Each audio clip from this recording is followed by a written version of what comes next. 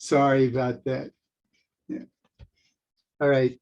This is Women's Equality Day is tomorrow, right? That's the 100th anniversary of the amendment to the US Constitution, which gave the vote to women. That was passed 140 years after the Constitution was signed. Think about that. 130 years, and we still don't have an Equal Rights Amendment. I have two pieces for you. Be fruitful for my nameless sisters. Let me do this. Be fruitful for my nameless sisters. She climbed down the curb and wandered into traffic. I parked crosswise to block the road. She toddled to the other side, up the sidewalk, turned in with me behind like a herding dog. The screen door was locked, the house filled for Shabbos dinner, kids and arguing men in black.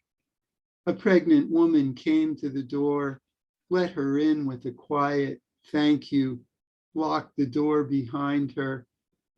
I saw them again yesterday, 2 in a stroller, 4 more walking behind. They all had baby dolls cradled in their arms. 2, she had my love and her twin sons, their lives filled with learning and prayer, each with a working wife and 12 sons of his own. I recited the prayers with them, 1,000 men close around me, women in a mezzanine at the back, the great shul at 770, the world's home for their brand. When we said the Aleinu, they all spit on the floor and on each other in the crush. Disgust for the golden calf, to cleanse that ancient taint, because their Rebbe had spit 40 years before.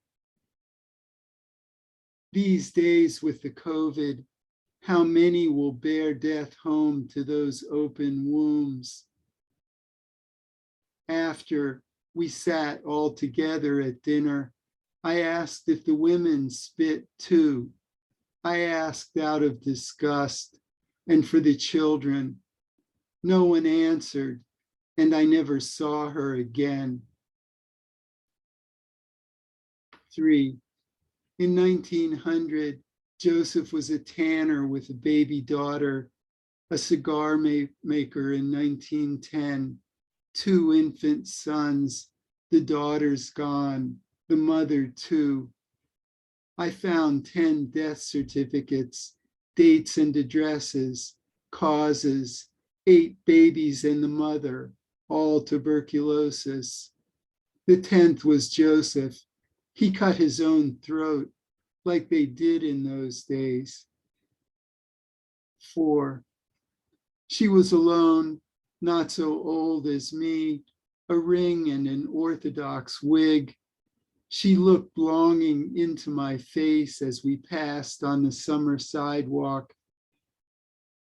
I felt that hollow leer before, but not so harsh, not so eloquent. Too many Sabbaths, too many births.